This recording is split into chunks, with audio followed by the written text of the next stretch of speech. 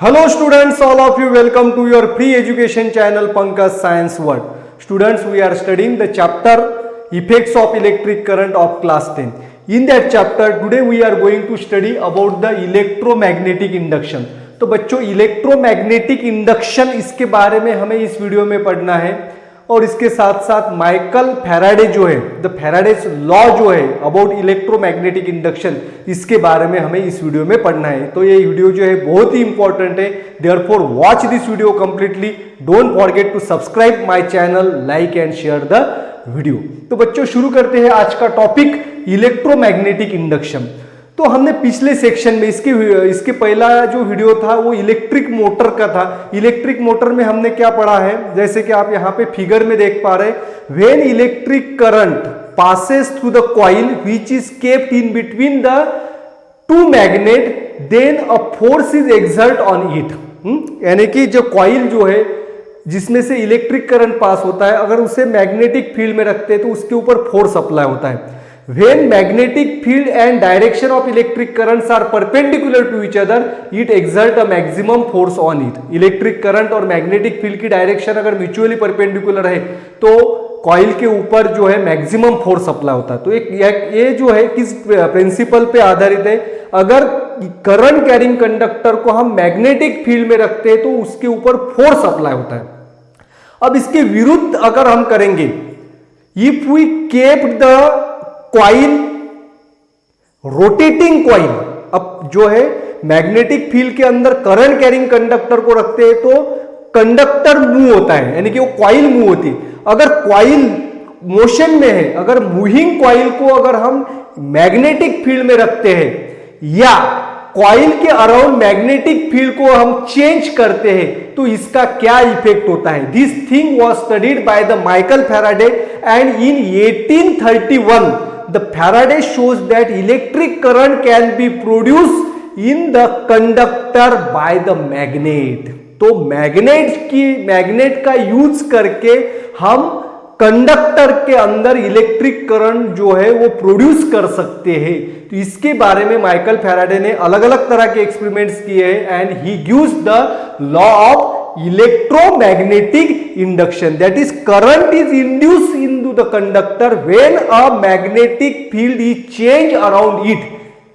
यानी कि कंडक्टर के ऊपर अगर हम मैग्नेटिक फील्ड को चेंज करते हैं तो कंडक्टर में करंट प्रोड्यूस होता है। जैसे कि हमने पढ़ा था, मैग्नेटिक फील्ड के अंदर अगर हम करंट कैरिंग कंडक्टर रखते हैं तो उसके ऊपर फोर्स अप्लाई होता है।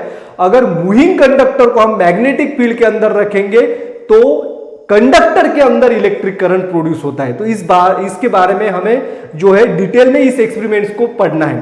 तो माइकल फैराडे ने जो एक्सपेरिमेंट्स किए, इसको पढ़ने के पहले आपको एक डिवाइस है गैल्वेनोमीटर। तो गैल्वेनोमीटर के बारे में समझना बहुत जरूरी है। तो galvanometer is a very sensitive device and is based on the principle of the electric motor. Electric motor जिस प्रिंसिपल पे काम करते हैं उसी प्रिंसिपल पे गैल्वेनोमीटर आधारित है और it is use to detect the electric current. ये सेंसिटिव है और स्मॉल करंट जो है, अगर कम से कम करंट, स्मॉल करंट अगर कंडक्टर से फ्लो होता है, इसे भी गैल्वेनोमीटर क्या करता है, डिटेक्ट करता है। हमने क्या किया था, इलेक्ट्रिक मोटर के अंदर कॉइल को रखा था मैग्नेटिक फील्ड के अंदर और कॉइल के साथ अगर हम गैल्वेनोमीटर को जोड़ देंगे तो galvanometer shows the current flowing in the coil. If for example if 1 milli ampere, अगर 1 मिली एम्पियर करंट जो है 1 मिली एम्पियर करंट अगर कंडक्टर से फ्लो होता है तो कॉइल जो है वो रोटेट होगी। तो rotation of coil is proportional to the current. Current ज्यादा है तो रोटेशन जो है इसकी स्पीड ज्यादा होगी, अगर करंट कम है तो रोटेशन कम होता है। But this galvanometer detects the small current. तो यहां पे आप गैल्वेनोमीटर की जो है फिगर यहां देख पा रहे हैं। तो गैल्वेनोमीटर में एक पॉइंटर होता है और बीच में जीरो होता है। तो गैल्वेनोमीटर का ये पॉइंटर है और बीच में जीरो होता है। जीरो के लेफ्ट साइड, राइट साइड में 1 2 3 4 5 6 जो भी है और इधर 1 2 3 4 5 6, तो दोनों तरफ से रीडिंग होती है। तो galvanometer points, it shows the deflection in both direction. तो दोनों डायरेक्शन में इसका डिफ्लेक्शन होता है। तो this deflection of galvanometer on either side it shows the direction of current. अगर करंट इस दिशा में मूव हो रहा है तो गैल्वानोमीटर इस दिशा में मूव होगा। करंट की डायरेक्शन अगर इस तरह से तो गैल्वानोमीटर इस दिशा में मूव होता है। तो गैल्वानोमीटर जो है it detects a small value of current flowing through the circuit and it also gives the direction of current in which it flows। तो कौन सी दिशा में करंट फ्लो हो रहा है ये भी हमें बताता है, और इसके साथ साथ जो है हमें स्मॉल करंट मेजर करने के लिए भी इसका इस्तेमाल करता है। Ammeter and voltmeter also based on the same principle as that of the galvanometer. तो हम एमीटर का इस्तेमाल करते हैं। Ammeter shows the electric current की वैल्यू हमें बताता है, लेकिन उसमें हमें डायरेक्शन पता नहीं चलती और स्मॉल करंट जो है वो मेजर नहीं कर पाता, इसीलिए गैल्वानोमीटर। अब गैल्वानोमीटर आपको समझ में आ गया, तो माइकल फैराडे में जो एक्सपेरिमेंट्स किए थे उस एक्सपेरिमेंट्स के बारे में हम पढ़ेंगे। तो माइकल फैराडे का पहला एक्सपेरिमेंट देखिए। अब यहां पे जो है इस तरह से हमें अरेंजमेंट करना है। क्या किया है हमने, दो स्टैंड लिए हैं, इस स्टैंड्स के ऊपर हमने रखा है एक wire, conducting wire, insulated copper wire, और इंसुलेटेड कॉपर वायर के टू एंड्स जो है दोनों एंड्स कनेक्ट किए हैं गैल्वानोमीटर के साथ। अब जो है वायर के नीचे रखा है हमने मैग्नेट, वायर के नीचे क्या रखा है, मैग्नेट। अब जो ये कॉइल स्टेशनरी होगा यानी कि बीच में होगा तो गैल्वानोमीटर में कोई चेंज नहीं आता, इट रिमेन्स स्टेडी। अब क्या करना है, हमें इस वायर जो है कंडक्टिंग वायर को हमें मूव करना है। अब देखिए इस वायर में से कोई भी इलेक्ट्रिक करंट फ्लो नहीं हो रहा है, जबकि गैल्वानोमीटर 0 रीडिंग बता रहा है। अब when we move the coil, अब कॉइल को हम मूव करेंगे, अब स्टेशनरी कॉइल है तो इसको A to B, B to A इस तरह से हम मूव करेंगे, यानी कि कॉइल को हमको झूलाना है। When the coil moves from A to B and B to A, at that time we see the deflection in the galvanometer। तो गैल्वानोमीटर में डिप्लेशन होगा, गैल्वानोमीटर में डिप्लेशन हुआ, इसका अर्थ क्या है, electric current is produce in the wire. तो वायर के अंदर इलेक्ट्रिक करंट प्रोड्यूस होता है, यानी कि relative motion of the conductor with respect to the stationary magnet. Magnet जो है स्टेशनरी कैसे रखा है, इन्वर्टेड जो है इसको हमने रखा है इरेक्ट इसको रखा है, सीधा रखा है, इसके नीचे नॉर्थ पोल नीचे, साउथ पोल ऊपर। अब हम क्या करेंगे कि वायर को स्टेडी रखेंगे, वायर को स्टेशनरी रखेंगे। We keep the wire as a steady. अब देखिए यहां पे मैं जो है इस वायर को सीधे करना जा रहा हूं। अब इस वायर को हमने स्टीड, समझ लीजिए कि सीधा वायर है।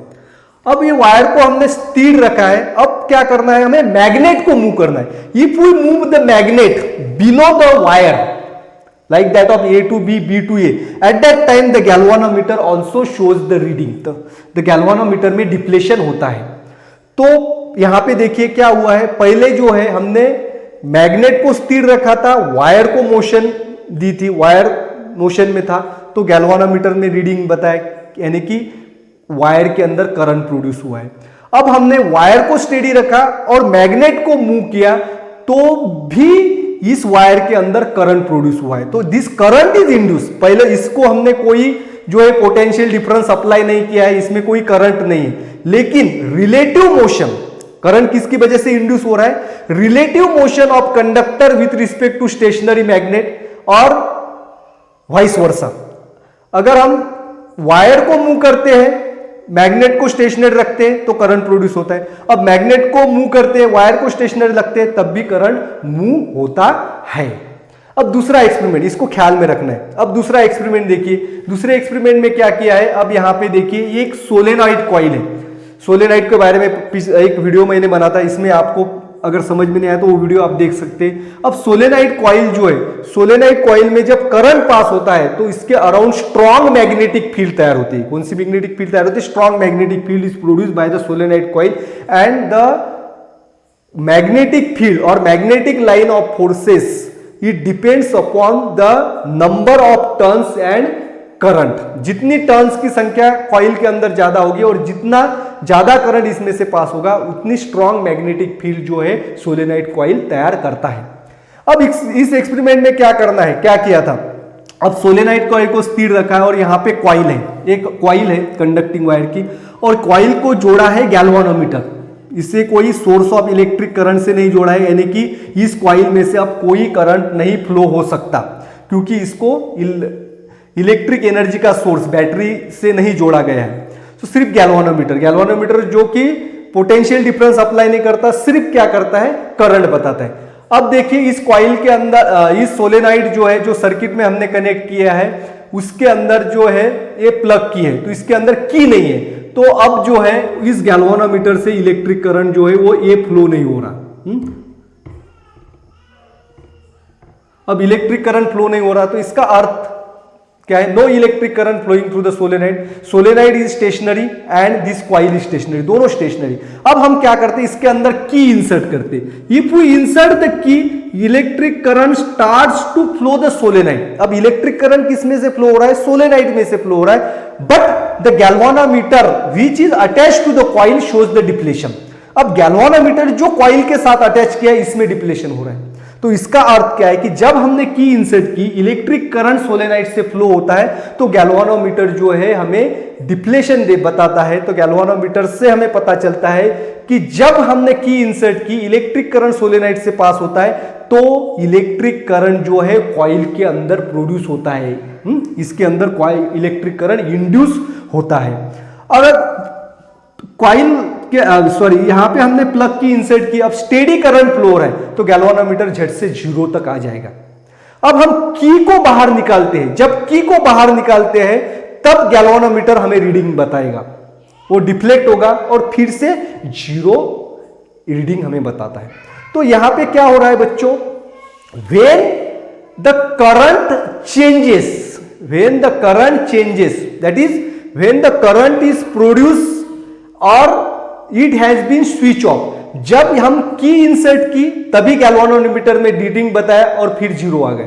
जब हमने की को निकाला, यानी कि इलेक्ट्रिक करंट सोलेनाइड कॉइल में फ्लो होना बंद हो गया, तो जब हमने की निकाली यानी कि इलेक्ट्रिक करंट फ्लो होना स्टॉप हुआ, तब जो है गैल्वानोमीटर ने हमें रीडिंग बताई। तो यहां पे करंट कब प्रोड्यूस होता है, by switch on and switch off the electric current. जब इलेक्ट्रिक करंट स्विच ऑन होता है तब डिप्लेशन बताता है, फिर 0 आता है। स्टेडी करंट जब फ्लो होगा तो ये 0 बताएगा। जब हम इलेक्ट्रिक करंट को स्विच ऑफ करते हैं तब गैल्वानोमीटर रीडिंग बताता है, और फिर स्विच ऑफ होने के बाद फिर गैल्वानोमीटर 0 में आता है। तो electric current is induce in the coil in this experiment due to the switch on and switch off the electric current.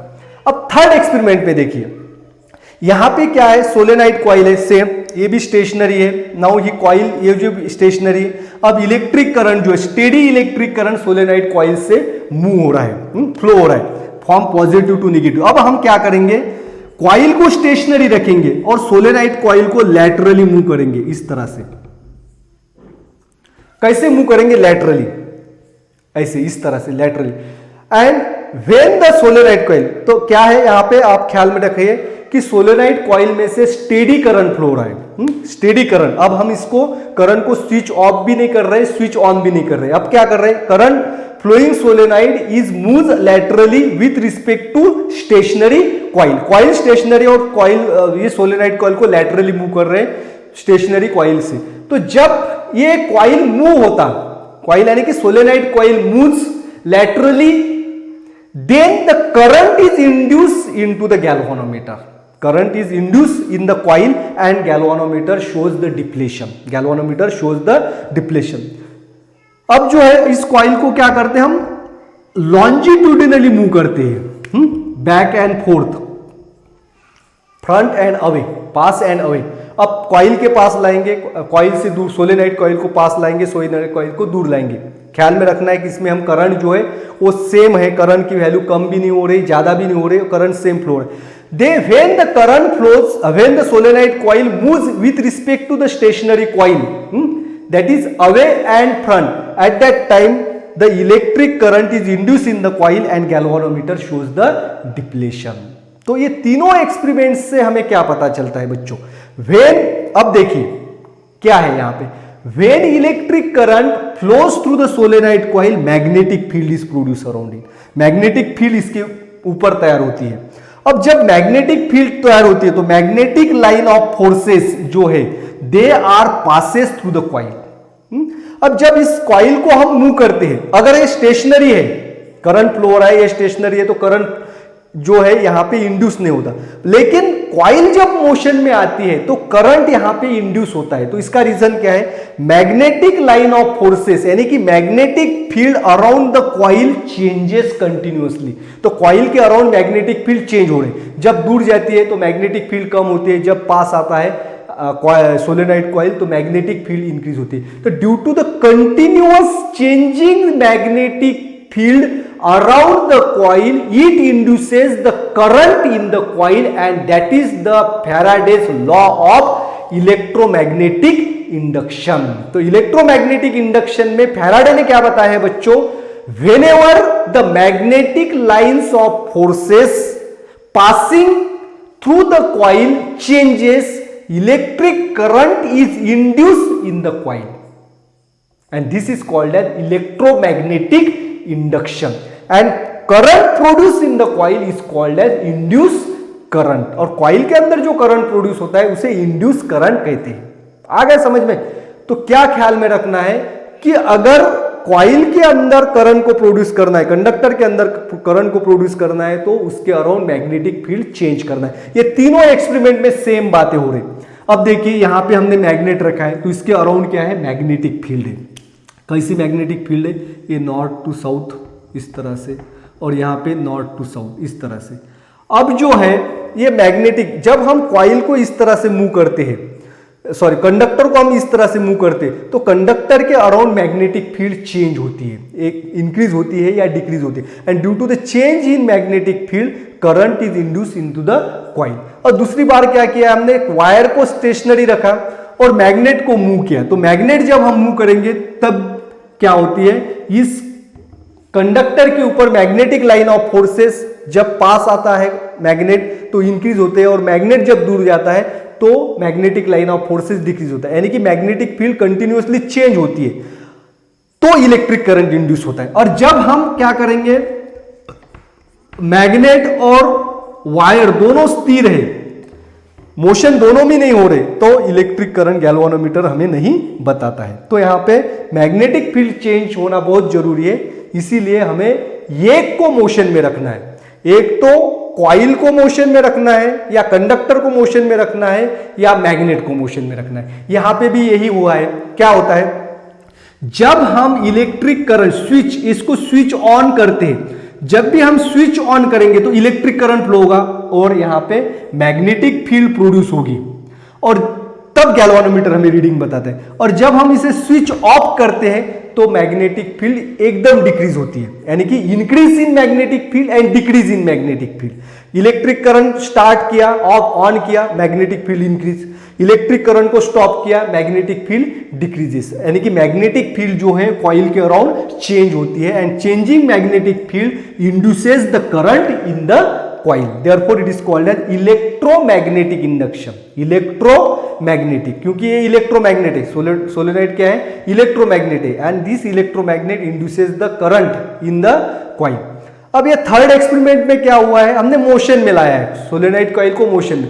जब सोलेनॉइड जो है ये कॉइल के पास आता है तो मैग्नेटिक फील्ड इंक्रीज होगी, अब जब दूर जाएगा मैग्नेटिक फील्ड डिक्रीज होगी, यानी कि magnetic line of forces continuously coil के अराउंड चेंज होते हैं, और जिसकी वजह से करंट इंड्यूस होता है। And this is the Michael Faraday's law of electromagnetic induction. तो लॉ क्या बताता है? Magnetic line of forces, whenever the magnetic line of forces around the coil changes, it induces the electric current in the coil, and the induced current, the current which is produced in the coil, it's called as induced current. Thanks for watching complete video. Don't forget to subscribe my channel. Thank you.